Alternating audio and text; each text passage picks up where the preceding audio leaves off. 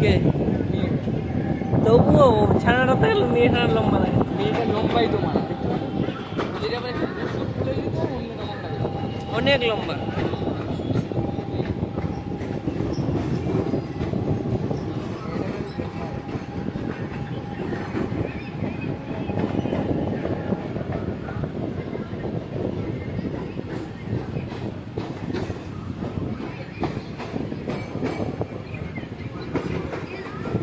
এখানে দেখো এখানে তো বেশি চুরি হয় মোবাইল, এখানে তো বেশি মোবাইল চুরি হয়